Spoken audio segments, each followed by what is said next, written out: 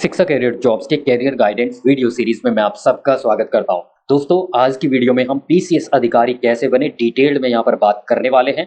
सो इस पर मैंने ऑलरेडी एक वीडियो अपलोड किया था जिस पर बहुत सारा प्यार आपका मिला। 1 मिलियन से भी ज्यादा व्यूज यहां पर उसको मिल चुके हैं और आप लोग काफी पसंद कर रहे हैं। ऐसे में मेरा ये हक बनता है कि मैं आपको एकदम लेटेस्ट इन्फॉर्मेशन के साथ पीसीएस अधिकारी बनने का पूरा प्रोसेस अपडेटेड वीडियो प्रोवाइड करूं। तो ये वीडियो एकदम अपडेटेड है, लेटेस्ट इन्फॉर्मेशन एकदम नए बदलाव के साथ। यानी कि from the core of my heart जो है मैं आपको धन्यवाद देना चाहता हूं कि आप लोग मेरी वीडियो को काफी पसंद किया, आपने काफी सारे फीडबैक किए। इन सभी फीडबैक को मैंने ध्यान में रखते हुए काफी इंप्रूवमेंट के साथ ये वीडियो मैंने बनाई है। इस वीडियो में आपको क्या मिलने वाला है, इस वीडियो में 14 जो पॉइंट्स है पीसीएस अधिकारी बनने के संबंध में डिटेल्ड में हम डिस्कस करेंगे। आपके सामने ये सारे के सारे पॉइंट्स। इसके अलावा भी कोई डाउट आपका रहा तो कमेंट में आप मुझसे पूछ सकते हैं, व्हाट्सएप या फिर टेलीग्राम, इनका लिंक मैंने डिस्क्रिप्शन बॉक्स में दिया है, वहां पर भी आप पूछ सकते हैं। सबसे पहले बढ़ते हैं, पीसीएस क्या होता है। पीसीएस यानी कि प्रोविंशियल सिविल सर्विस। यह एक राज्य स्तर की सिविल सेवा कम्पिटिटिव एग्जाम होता है। पीसीएस एक ऐसा कम्पिटिटिव एग्जाम होता है जिसके माध्यम से प्रत्येक राज्य अपने यहाँ पर बड़े बड़े अधिकारी, कहने का मतलब ग्रुप ए और ग्रुप बी जो अधिकारी के पद होते हैं उन्हीं को जो है यहाँ पर भर्ती कराया जाता है। यानी वे अधिकारी जिनका चयन पीसीएस परीक्षा के माध्यम से होता है उन्हें पीसीएस अधिकारी बोला जाता है। अलग अलग राज्यों में इसे अलग अलग नाम से जाना जाता है। जैसे उत्तर प्रदेश में कंबाइंड स्टेट अपर सबऑर्डिनेट सर्विस एग्जाम या पीसीएस एग्जाम के नाम से इसको जाना जाता है। हिंदी में सम्मिलित राज्य प्रवर अधीनस्थ सेवा परीक्षा। हरियाणा में Haryana civil service exam. Madhya Pradesh में स्टेट सर्विस एग्जाम। उत्तराखंड में पीसीएस एग्जाम या सम्मिलित राज्य सिविल प्रवर अधीनस्थ सेवा परीक्षा। राजस्थान में राज्य एवं अधीनस्थ संयुक्त सेवाएं प्रतियोगिता परीक्षा। बिहार में संयुक्त सिविल सेवा परीक्षा।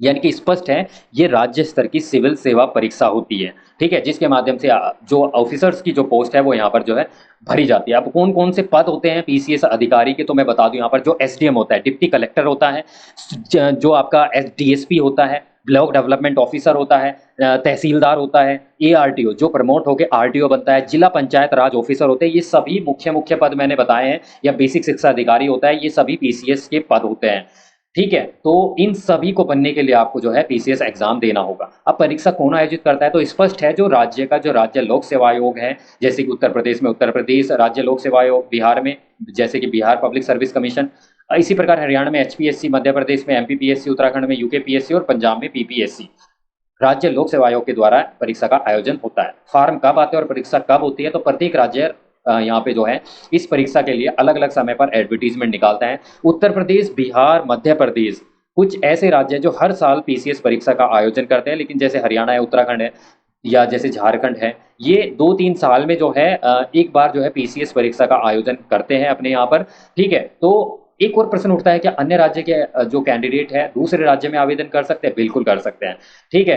तो यहाँ पर आपको जनरल कैटेगरी के रूप में ही आवेदन करना होगा। मान के चलो मैं उत्तर प्रदेश से ओबीसी एससी एसटी से हूँ, तो मैं अगर उत्तराखंड में आवेदन करता हूँ तो मुझे अपनी कैटेगरी का लाभ उत्तराखंड में नहीं मिलेगा, ये आपको ध्यान में रखना है। एप्लीकेशन फी बहुत ही नॉमिनल रहती है। उत्तर प्रदेश का मैंने यहाँ पर उदाहरण दिया है, नॉमिनल सा 125 रुपये जर्नल वालों से और बाकी से 65 या 25 रुपीज यहाँ पर लिए जा रहे हैं।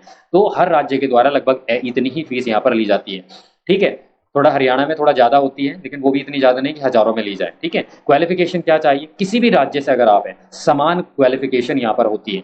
पीसीएस अधिकारी बनने के लिए ग्रेजुएशन होनी चाहिए। ग्रेजुएशन कहने का मतलब है बीए हो, बीएससी हो, बीकॉम हो, बीबीए हो, बी या बीसीए हो, बीटेक हो, बी फार्मा हो, कोई भी बैचलर डिग्री हो, स्नातक की डिग्री हो। परसेंटेज कितना चाहिए, तो कोई यहाँ पर प्रतिबंध नहीं होता, केवल पास आप होने चाहिए।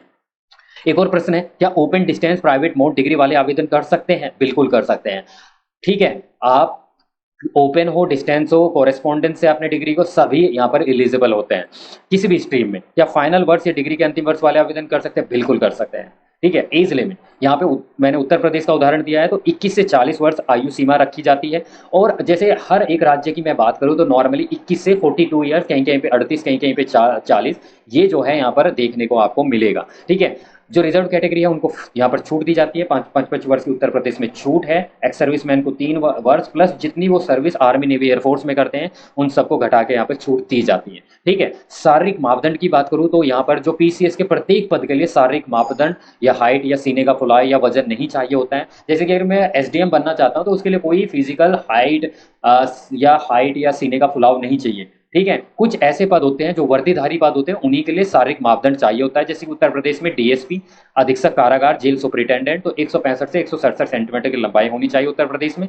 बाकी अन्य राज्य में अलग अलग वर्दीधारी पदों के लिए जो है यहाँ पर हाइट और सीने के फुलाव का जो है क्राइटेरिया रखा जाता है। ठीक है। मेडिकल एग्जाम इतना टफ नहीं होता है, डिफेंस की तरह नहीं होता है, तो आपको यहाँ पर घबराने की आवश्यकता नहीं है, क्योंकि डिजेबल जो कैंडिडेट्स है वो भी यहाँ पर पीसीएस अधिकारी बन सकते हैं। दिव्यांग जो जन है, डीएसपी बन सकते हैं, बीडीओ बन सकते हैं, या तहसीलदार बन सकते हैं, सब रजिस्ट्रार बन सकते हैं, पंचायत राज ऑफिसर बन सकते हैं। तो यहाँ पर आपको तनिक भी घबराने की आवश्यकता नहीं है। अच्छा, वीडियो में आगे बढ़ने से पहले इस प्रश्न का उत्तर आप जरूर दें। सती प्रथा को किस वर्ष समाप्त किया गया था? ऑप्शन आपके सामने है। चयन प्रक्रिया एग्जाम की कितने स्टेज होते हैं? तो 3 स्टेज में जो है चयन प्रक्रिया होती है। सबसे पहले प्रारंभिक परीक्षा, प्री एग्जाम, फिर मुख्य परीक्षा और उसके बाद इंटरव्यू। मैंने उत्तर प्रदेश का यहाँ पर उदाहरण दिया है। प्रारंभिक परीक्षा का जो पैटर्न है, यानी कि ये ऑनलाइन एग्जाम नहीं होता, सभी स्टेट यहाँ पर आपका ऑफलाइन OMR सीट वाला एग्जाम लेते हैं। उत्तर प्रदेश में 2 पेपर होते हैं, GS1 जनरल सामान्य अध्ययन 1 और CSAT, जिसमें यहाँ पे अगर मैं बात करूँ 200 अंकों के अंक जो है प्रश्न पत्र होते हैं, और ये 2-2 घंटे, और सभी के सभी मल्टीपल चॉइस क्वेश्चन होते हैं। नेगेटिव मार्किंग का प्रावधान होता है, यानी कि कोई भी उत्तर आप गलत करते हैं तो 1/3 आपका काट लिया जाता है। ठीक है, मार्क। एंड उसके बाद जो है जीएस केवल क्वालिफाई कर, यानी कि यहाँ पे ध्यान देना, जो मेरिट बनेगी वो केवल पेपर 1 की बनेगी, पेपर 2 केवल आपका क्वालिफाई करना होता है, जिसमें 33% अंक लाने होते हैं। इसी प्रकार बिहार में केवल 1 प्रश्न पत्र होता है। अन्य राज्य जैसे मध्य प्रदेश में और लगभग सभी पैटर्न इसी प्रकार का फॉलो करते हैं। मुख्य परीक्षा, जब आप प्रारंभिक परीक्षा पास कर लें फिर मुख्य परीक्षा देनी। मुख्य परीक्षा जो है आपके सामने है। पहले ऑप्शनल सब्जेक्ट भी होता था उत्तर प्रदेश में, लेकिन अभी उसको हटा दिया गया है। उसकी जगह जर्नल स्टडी, सामान्य अध्ययन पेपर 5 और 6 यहाँ पर लाया गया है, जो कि राज्य विशेष उत्तर प्रदेश के स्पेशल जो है पूछा जाएगा। ठीक है, तो यहाँ पर जो है 3 घंटे का समय होता है, सभी के सभी डेस्क्रिप्टिव होते हैं, पेन एंड पेपर के द्वारा आपको यहाँ पर लिखना होता है। हिंदी और इंग्लिश दोनों भाषाओं में सभी राज्यों के प्रश्न पत्र होते हैं। ठीक है, तो एक्सेप्ट जो जैसे कि लैंग्वेज वाले जो स्टेट है, पंजाब है या जैसे गुजरात है, उनमें भी आप देख सकते हैं, लेकिन इंग्लिश तो मिलना ही मिलना है। ठीक है, उसके बाद इंटरव्यू होता है। उत्तर प्रदेश में 100 अंकों का इंटरव्यू होता है, हरियाणा में 75 अंकों का होता है, मध्य प्रदेश में 175 अंक का होता है, बीपीएससी में 120 अंकों का। अच्छा, आपको घबराना नहीं है, हर एक राज्य का पीसीएस एग्जाम के संबंध में डिटेल में मैं वीडियो लेकर आऊंगा। ठीक है, तो आपको घबराने की आवश्यकता बिल्कुल नहीं है। अब प्रारंभिक परीक्षा का जो सिलेबस है वो आप देख सकते हैं। मोटा मोटा अगर मैं बात करूं, करंट अफेयर्स भाइयों आपको पढ़ना है बिल्कुल। एंशियंट जो भारत है, यानी कि मध्यकाल है, कालीन भारत है, आधुनिक भारत है, हिस्ट्री आपको कवर अप करनी है।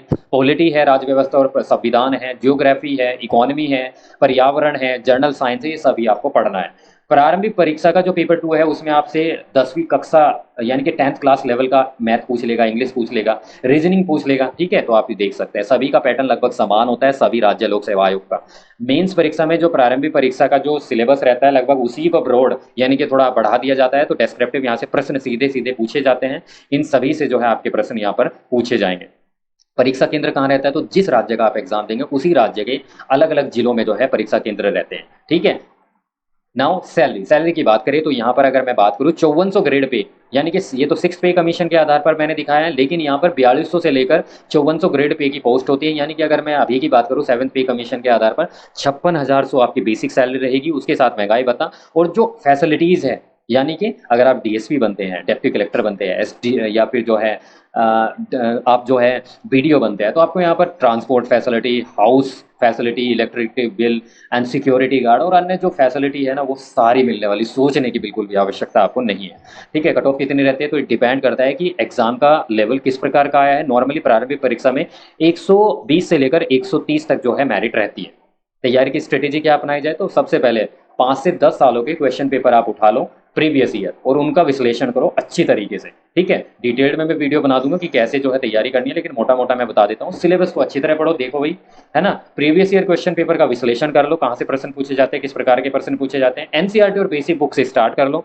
मॉक टेस्ट सीरीज जरूर लगानी है, न्यूज़पेपर और मंथली मैगजीन करंट अफेयर्स के लिए लगातार पढ़ना है। ठीक है, तो इसके अलावा कोई भी डाउट है, कोई भी प्यार है, सुझाव है, आप कमेंट सेक्शन में जरूर यहाँ पे जो है मुझे बताएं। और WhatsApp, Telegram, Instagram, Facebook page, इन सभी का लिंक डिस्क्रिप्शन बॉक्स में आप वहां पर जाकर भी पूछ सकते हैं, ज्वाइन कर सकते हैं। चलिए, वीडियो अच्छी लगी वीडियो को लाइक करें, ज़्यादा से ज़्यादा शेयर करें और चैनल को भी जरूर सब्सक्राइब कर लें। थैंक